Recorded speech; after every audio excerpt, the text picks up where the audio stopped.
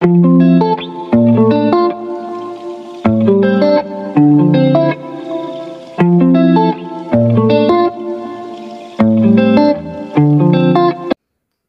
la première partie, nous avons fait un survol sur ce qu'est la purification dans son ensemble.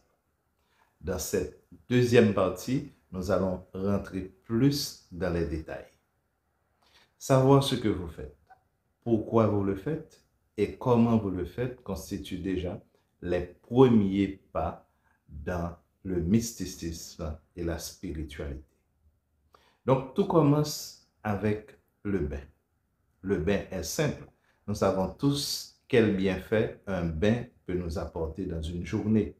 Donc, le bain constitue en quelque sorte l'élément premier dans tous les soins que l'on donne à son corps. Se laver est un réflexe, c'est naturel. Dès qu'on se sent sale, on se lave. Maintenant, pour le mysticisme et la spiritualité, on va parler de purification. Eh bien, cette purification, elle commence par le simple bain. Pourquoi on dit le simple bain? Parce que c'est un exercice de routine que l'on exécute tous les jours. Donc, il faut prendre l'habitude de se laver tous les jours. Donc, le mystique ou celui qui veut rentrer dans la spiritualité ou le mysticisme, qui veut se libérer de certaines tensions corporelles, musculaires et pourquoi pas mentales, parce qu'il y a une relation entre le mental et le corps. Donc, dès que le corps est nettoyé, le mental aussi le serait. En partie, bien entendu, nous y reviendrons. Donc, se laver avec une éponge ou une petite serviette ou quelque chose qui peut normalement nettoyer la peau, ça, c'est primordial. Il faut commencer par là. Il faut que cela devienne un réflexe chez vous. Une simple douche élimine déjà certaines tensions du corps et certaines tensions musculaires. Mais bien se laver, se nettoyer, nettoyer la peau, les oreilles, la bouche, le nez. Il ne faut absolument rien négliger. Les cheveux et les parties génitales. Le pied, surtout le pied, parce que assez souvent, lorsque l'on prend un bain, surtout dans la douche, donc tous les résidus qui sortent du haut, eh bien, ce sont les pieds qui les reçoivent. Oui, quand le corps est dégagé de certaines tensions, le mental l'est aussi. Donc, le simple bain est un élément régénérateur.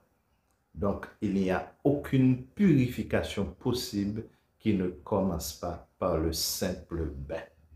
Vous voyez, dans cette partie, je ne parle pas encore d'ingrédients parce que le nettoyage et la propreté du corps, c'est de la peau surtout, c'est ce qui est le plus important. Maintenant, nous allons parler maintenant du nettoyage intérieur. C'est quoi le nettoyage intérieur? Il faut aussi que cela devienne un réflexe chez vous. De même que vous avez des déchets sur le corps, sur la peau, de même aussi vous avez des déchets à l'intérieur de vous.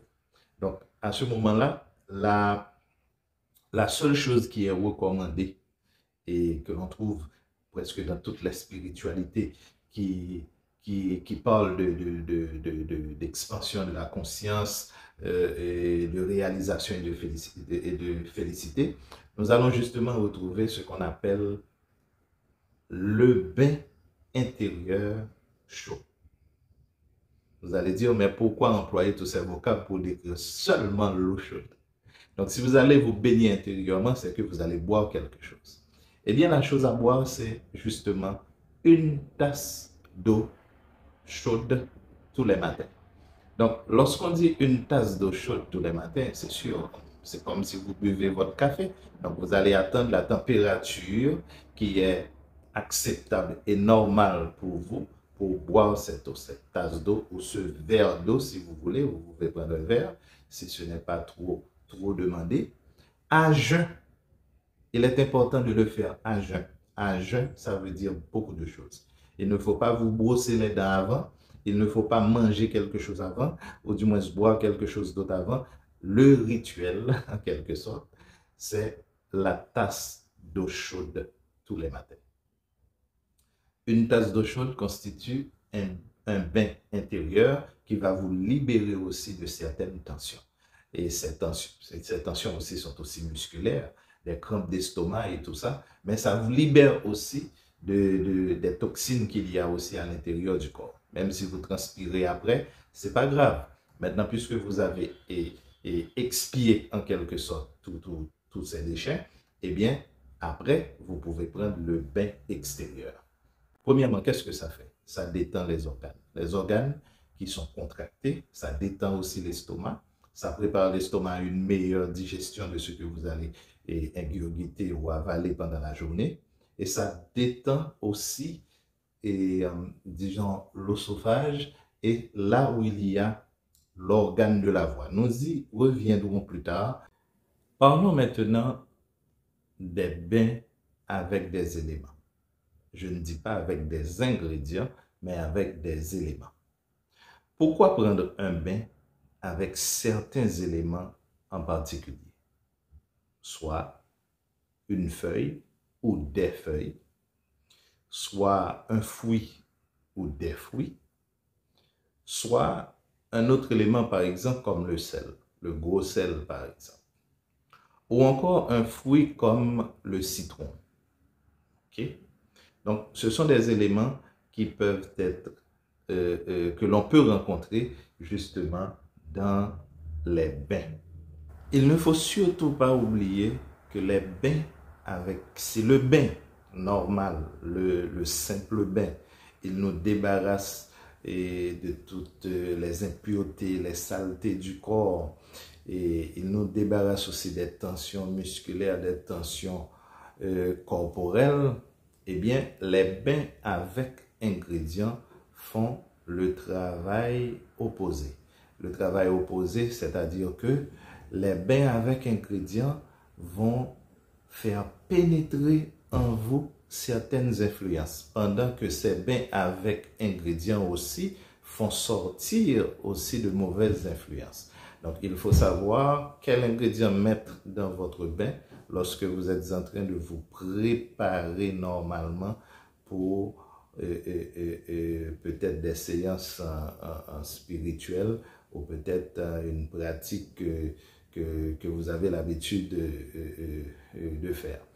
Donc, il faut savoir que quel ingrédient qui apporte telle ou telle influence et quel autre ingrédient aussi qui apporte telle ou telle influence. Il faut savoir aussi certaines fois, pour le besoin dans la circonstance, savoir les balancer. Donc, il faut bien savoir ce que vous faites. C'est ce que je demande à tous ceux qui me regardent en ce moment. Il faut savoir ce que vous faites, pourquoi vous le faites et comment il faut le faire. Donc, c'est ce qui est important. Donc, les bains avec ingrédients apportent des influences, tout en écartant d'autres influences du corps. Donc, ça, il faut le savoir. Maintenant, c'est dans la partie où nous allons parler véritablement des rites et des rituels. Vous allez voir pourquoi il est impératif de bien savoir se nettoyer avant d'entrer justement dans les rituels de purification. Les rituels de purification, il n'y a pas de rituel de purification sans ces précautions dont nous sommes en train de vous parler là maintenant.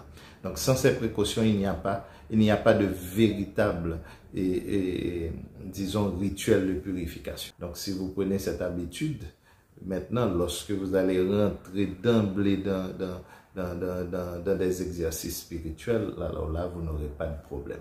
Donc, certaines fois, certaines opérations échouent, c'est parce que lorsqu'on veut arriver certainement dans les rituels, ces préparations-là n'étaient pas un réflexe chez l'individu, eh bien, il va trouver que c'est beaucoup trop de choses à observer, à faire 10, à faire ça, il a trop de tension dans la tête, trop de tension dans le corps, trop de tension dans les muscles, il ne peut pas les évacuer et ce n'est pas un bain qui va les faire pour vous. Donc, c'est une attitude qu'il faut adopter, que cela devienne chez vous un réflexe et à partir de ce moment, les autres choses vont venir naturellement.